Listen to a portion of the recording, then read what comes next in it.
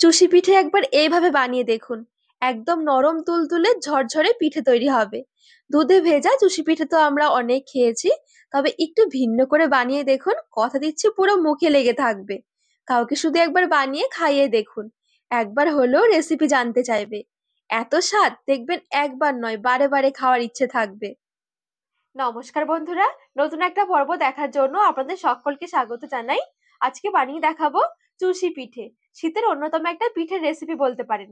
তবে আজকে চুষি পিঠেটা একটু অন্যরকম করে বানিয়ে দেখাবো, আশা করছি অনেক ভালো লাগবে। তো এই চুষি পিঠে বানানোর জন্য সবার প্রথমে ডো বানিয়ে নিতে হবে। গ্যাস ধরিয়ে একটা কড়াই বসিয়ে দিয়েছি। এই চুষি পিঠেটা তৈরি করার জন্য ডোটা বানিয়ে নিতে হবে সুজি দিয়ে। 150 গ্রামের মতন সুজি নিয়েছি, একটা কাপে করে মেপে মোটামুটি 1 কাপ। শুকনো কড়াইয়ে সুজিটা প্রথমে ভেজে নেব। সুজি পিঠের জন্য আমরা ডো বানিয়ে থাকি চালের গুঁড়ো দিয়ে, তবে আজকের এই পিঠের জন্য অবশ্যই নিতে হবে সুজি। তারপরে কিন্তু পিঠেগুলো নরম তুলতুলে তৈরি হবে। একদম হালকা আঁচে রেখে 1 থেকে 2 মিনিটের জন্য একটু ভেজে নিয়েছি। এতে করে কি সুজির কাঁচা গন্ধটা চলে যাবে। এবারে নিয়ে নিচ্ছি এখানে দুধ। দুধটা আগে থেকে জাল করা রয়েছে। যেহেতু আমি 1 কাপ সুজি নিয়েছিলাম, সেই কারণে দুধ দিতে হবে 2 কাপ। মানে যতটা সুজি ঠিক তার ডবল দিতে হবে দুধ। আর এখানে যদি কাপ না থাকে অবশ্যই যে কোনো একটা মিডিয়াম সাইজের বাটি মেপে নেবেন সুজি, তাহলে দেখবেন এই দুধের মাপটা বুঝতে অনেক সুবিধা হবে।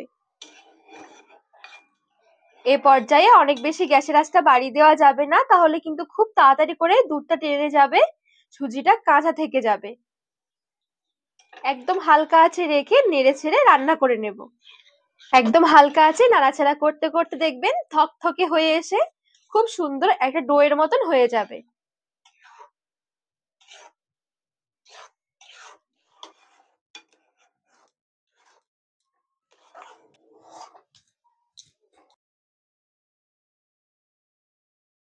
তো এই দেখুন এখানে কিন্তু খুব সুন্দর একটা ডো তৈরি হয়ে গেছে।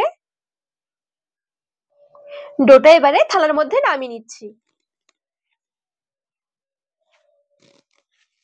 ডোটা এবারে হাতে ধরে নেওয়ার মতন একটু ঠান্ডা করে নেব।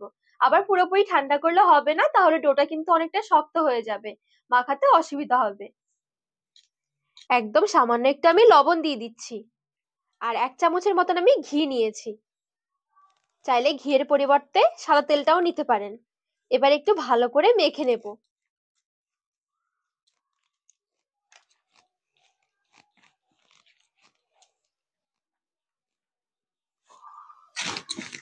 আর এখানে ডোটা যতটা সম্ভব একটু ভালো করে মেখে নিতে হবে। দেখবেন মাখাতে মাখাতে সুজির যে একটা দানা দানা ভাব থাকে, দানা ভাবটা একদম মিলিয়ে যাবে। খাওয়ার সময় বুঝতেই পারবেন না যেটা সুজি দিয়ে বানানো হয়েছে। আর যত সুন্দর মাখা হবে তত সুন্দর দেখবেন একদম নরম তুলতুলে তৈরি হবে পিঠেগুলো। একটু ভালো করে মাখানোর সময় দেখবেন এটা একটু চিটচিটে ভাব এসে যাবে, হাতে একটু লেগে যেতে চাইবে, তখন কিন্তু অল্প একটু ঘি মেখে আবারও মাখতে পারেন। তো এখানে দেখুন খুব সুন্দরভাবে আমি মেখে নিয়েছি। মাখার পর দেখবেন যেরকম আমরা আটা ময়দার ডো মেখে থাকি একদম সেরকম স্মুথ হয়ে যাবে, কোন রকমের দেখবেন দানা দানা ভাব থাকবেই না। এবারে কিছুই না, এখান থেকে অল্প অল্প করে নিয়ে চুষি পিঠেগুলো তৈরি করে নেব। ঠিক এইভাবে করে পিঠেগুলো তৈরি করব।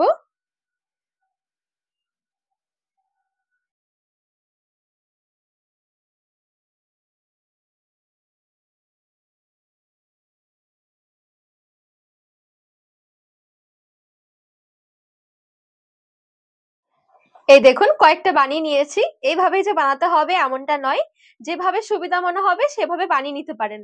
আর থালার মধ্যে রাখার আগে অবশ্যই করে অল্প একটু চালের গুঁড়ো অথবা ময়দা ছড়িয়ে নিতে পারেন, তা না হলে কিন্তু এগুলো একটার সাথে একটা লেগে যাবে। তো চুষি পিঠেগুলো ঠিক আমি এভাবে করে তৈরি করে নেব।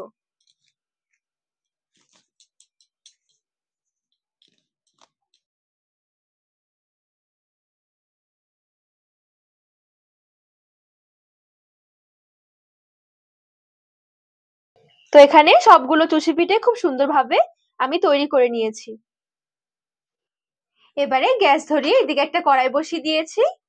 কড়াইয়ে অল্প একটু সাদা তেল একটু গরম করে নেব। তেলটা করে নিতে হবে মিডিয়াম গরম, খুব বেশি অতিরিক্ত গরম হবে না তেল।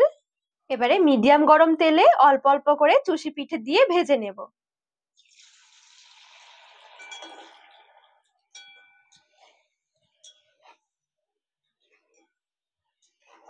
নেড়ে ছেড়ে হালকা করে একটু ভেজে নেব। আর এখানে খেয়াল রাখতে হবে চুষি পিঠে যেন অতিরিক্ত না ভাজা হয়ে যায়। ঠিক এরকম একটু সাদা সাদা করে ভেজে তুলে নেব। বাকি চুষি পিঠেগুলো ঠিক এরকম অল্প অল্প করে নিয়ে তেলের মধ্যে ভেজে নেব। একদম হালকা করে ভেজে নিতে হবে। দেখবেন ভাজতে একদম কয়েক সেকেন্ড লাগবে, খুব বেশি একদমই সময় লাগবে না।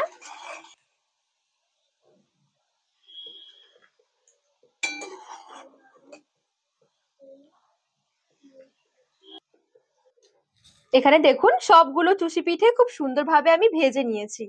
আর দেখতে দেখুন কতটা সুন্দর লাগছে। এবারে পিঠের জন্য রস বানিয়ে নিতে হবে। 1 কাপ সুজির পিঠের জন্য আমি 1 কাপে নিয়ে নিয়েছি চিনি। 1 কাপ দিয়ে দিচ্ছি জল। 2-3টে এলাচ একটু মুখ ফাটিয়ে দিয়ে দিলাম। নেড়ে ছেড়ে চিনিগুলো এবারে গলিয়ে নেব। চিনির রসটা এখানে ফুটিয়ে ঘন করতে হবে না, একদম পাতলা করে চিনির রসটা তৈরি করে নিতে হবে। এখানে চিনিগুলো গলে গিয়ে খুব সুন্দরভাবে চিনির রসটা দেখুন ফুটে উঠেছে। ফুটন্ত চিনির রসে এবারে আমি পিঠেগুলো দিয়ে দিচ্ছি।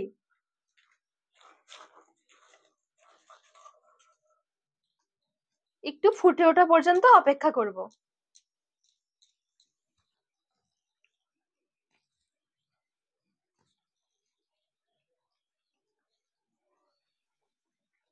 গ্যাসের আঁচটা বাড়িয়ে ঠিক এভাবে করে আমি একটু ফুটিয়ে নিয়েছি।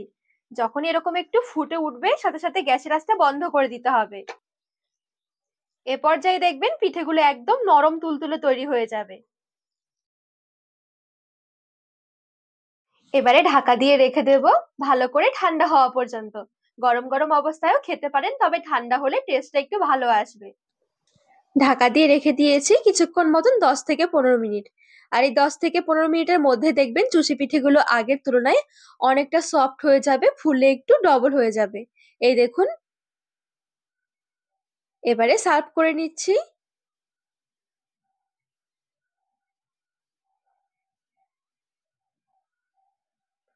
কতটা রসালো হয়েছে দেখুন পিঠেগুলো। ওপর থেকে অল্প একটু আমি পেস্তা কুচি ছড়িয়ে দিচ্ছি, অপশনাল এটা একদমই। তো এই দেখুন রেডি হয়ে গেল একদম নরম তুলতুলে ঝরঝরে চুষি পিঠে। একবার হলো বানিয়ে দেখবেন, খেতে দারুণ লাগবে। আর এই দেখুন কতটা নরম তুলতুলে হয়েছে পিঠেগুলো।